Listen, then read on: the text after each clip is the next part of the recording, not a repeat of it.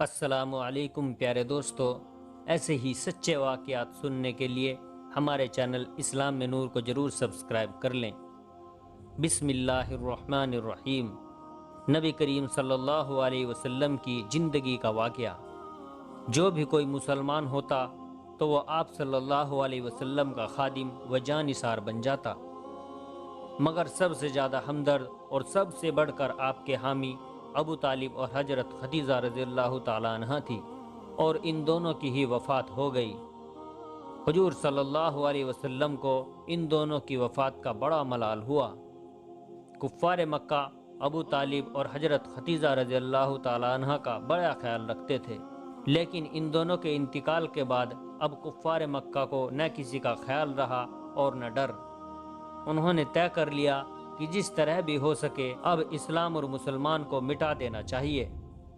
چنانچہ وہ مسلمان کو ستانے اور پریشان کرنے اور ان پر ظلم و ستم کے پہاڑ توڑنے میں بہت زیادہ گستاخ اور سرکش ہو گئے۔ حضور صلی اللہ علیہ وسلم اور مسلمانوں کے ساتھ بڑی بے رحمی سے پیش آنے لگے۔ ایک اور یہ سب کچھ ہو رہا تھا اور دوسری طرف حضور صلی اللہ علیہ وسلم اور آپ کے ساتھی اسلام کی تبلیغ کے کام میں بھی برابر لگے رہے۔ حضور صلی اللہ علیہ وسلم کا حال تو یہ تھا کہ جو بھی آپ کے پاس آتا اسے نہایت محبت سے بٹھاتے، قرآن کی آیتیں سناتے۔ عرب کے کسی علاقے سے جب کوئی قبیلہ گزرتا تو آپ وہاں تشریف لے جاتے اور اسلام کی تبلیغ کرتے۔ ایک دن آپ صلی اللہ علیہ وسلم کو معلوم ہوا کہ یثرب، اس شہر کا نام بعد میں مدینہ پڑ گیا، یثرب سے کچھ لوگ آئے ہیں۔ آپ ان کے پاس تشریف لے گئے۔ انہوں نے حضور صلی اللہ علیہ وسلم کا استقبال کیا۔ آپ نے ان سے پوچھا، تم کون ہو اور کہاں سے آئے ہو، کس قبیلے سے تعلق رکھتے ہو؟ ان میں سے ایک نے کہا، ہم یثرب سے آئے ہیں، قبیلہ خزرج سے تعلق رکھتے ہیں۔ آپ صلی اللہ علیہ وسلم نے پوچھا، شاید تمہارا قبیلہ ہی اوس قبیلے سے ٹکراتا رہتا ہے؟ ایک نے جواب دیا، جی ہاں۔ حضور صلی اللہ علیہ وسلم نے فرمایا، شاید تم مکہ والوں کے بھروسے پر آئے ہو؟ جواب ملا، یہی بات ہے۔ آپ نے فرمایا، تم بیکار میں کس کی مدد لینے آ گئے؟ خدا سے دعا مانگو، اس خدا سے جو پالنہار ہے، جس نے دنیا جہان کو پیدا کیا ہے، جو موت اور زندگی پر قدرت رکھتا ہے، جسے چاہتا ہے عزت دیتا ہے اور جسے چاہتا ہے ذلیل کرتا ہے۔ یہ یثرب سے آئے ہوئے 6 آدمی تھے۔ یہ بت پرست تھے، کبھی خدا کا نام نہ سنا تھا، اب خدا کا نام سن کر حیرت میں پڑ گئے۔ اس میں حیرت کی کیا بات ہے؟ ذرا غور سے سوچو کہ پتھر کے بت خدا نہیں ہو سکتے۔ ان کو تم نے اور تمہارے بزرگوں نے اپنے ہاتھوں سے بنایا ہے۔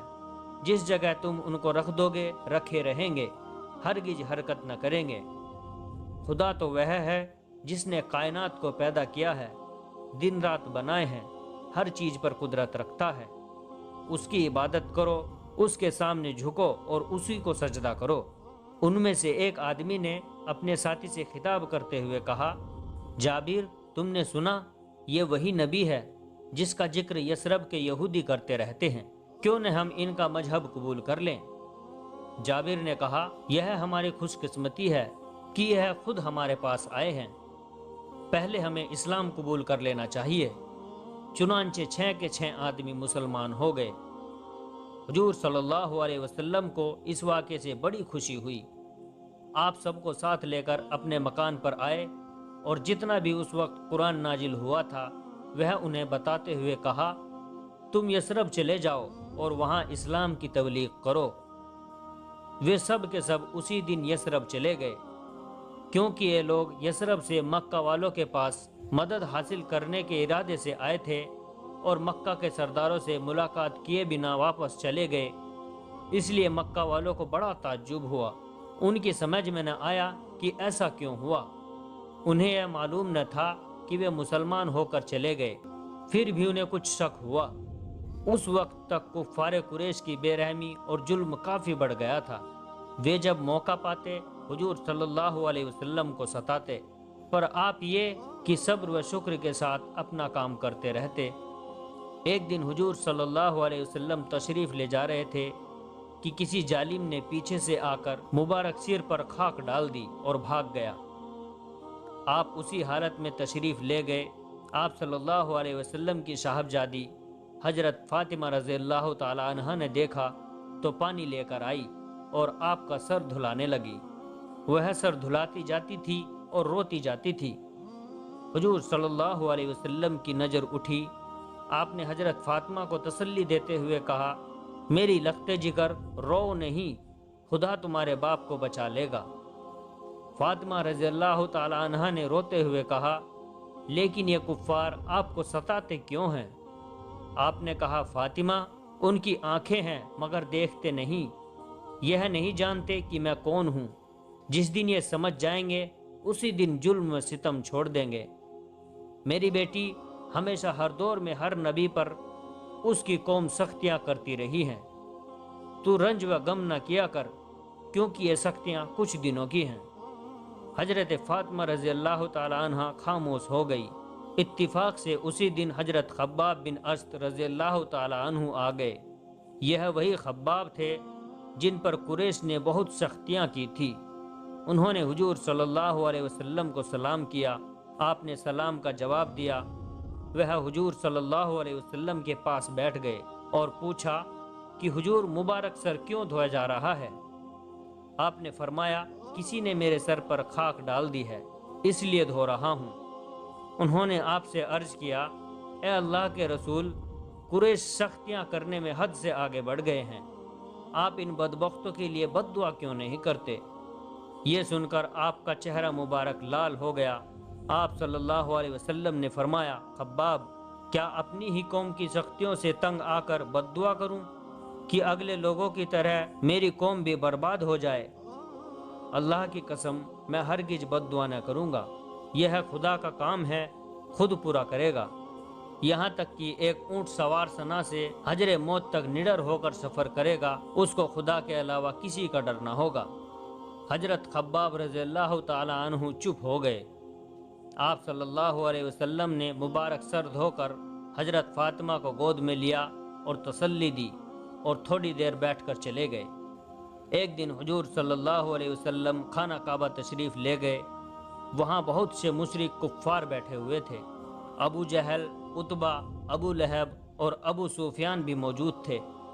حضور صلی اللہ علیہ وسلم کو دیکھ کر ابو جہل نے مذاق اڑانے کی غرض سے کہا، اے عبد مناف، اے ہاشمیوں، دیکھو یہ تمہارا نبی آ گیا۔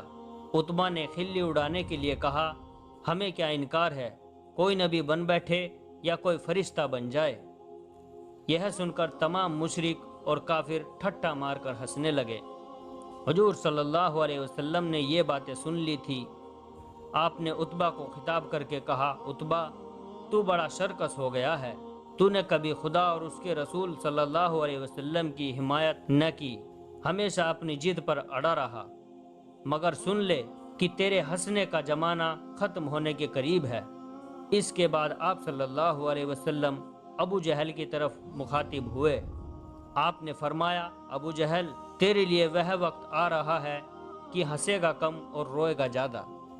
پھر آپ صلی اللہ علیہ وسلم نے ولید سے فرمایا، ولید، تجھے اپنی بہادری پر ناز ہے، لیکن شاید حضرت عمر اور حضرت حمزہ کو بھول گیا ہے۔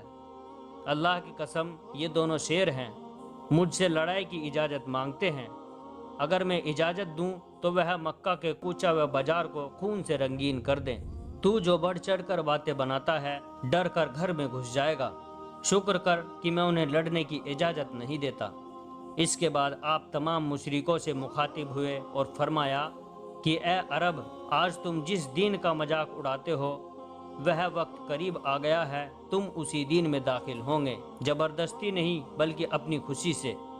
حضور صلی اللہ علیہ وسلم کا جلال بھرا چہرہ دیکھ کر تمام عرب رعب میں آ گئے، گویا کسی کو کچھ کہنے یا جواب دینے کی ہمت نہ ہو سکی۔ حضور صلی اللہ علیہ وسلم بھی طواف کر کے واپس چلے گئے۔ آپ کے تشریف لے جانے کے بعد ابو سفیان نے کہا، لوگو، اب احتیاط کرو، واقعی حمزہ اور عمر کو بہادری میں کسی کو کلام نہیں ہے۔ اگر محمد صلی اللہ علیہ وسلم نے ان دونوں کو لڑنے کی اجازت دے دی تو مکہ میں خون کی ندیاں بہہ جائیں گی، सैकड़ों बच्चे यतीम और औरतें बेवा हो जाएंगी। वलीद ने कहा, बेशक तुम सच कहते हो, हमको आगे से एहतियात करना चाहिए। मुसलमान जब तक खामोश हैं खैर है, जब तंग आकर मरने मारने पर तैयार हो जाएंगे तो लड़ाई की आग भड़क उठेगी। अबू जहल ने कुछ जोश में आकर कहा, यह डरना बेकार की बात है, मुसलमान हमारा क्या कर सकते हैं? हमजा हो या उमर, हमारा कुछ नहीं बिगाड़ सकते। अबू लहब ने कहा, यह बात नहीं है, मुसलमान जिस दिन लड़ाई के लिए उठ खड़े हुए तो गजब हो जाएगा। मुनासिब यही है कि उन पर सख्तियां न की जाए। हाँ, जिसको पाओ उसे खामोशी से मार डालो, ऐसी खामोशी से कि किसी को खबर न होने पाए। कुछ देर तक और बातें करने के बाद तमाम कुफ्फार उठे और खाना काबा से निकल कर चले गए। प्यारे दोस्तों, वीडियो अगर अच्छी लगी हो तो वीडियो को लाइक और शेयर कीजिए और हमारे चैनल को जरूर सब्सक्राइब कर लें और जाते जाते हमें अपना एक प्यारा सा कमेंट जरूर कर दें। अस्सलामु अलैकुम वरहमतुल्लाहि वबरकातुहू।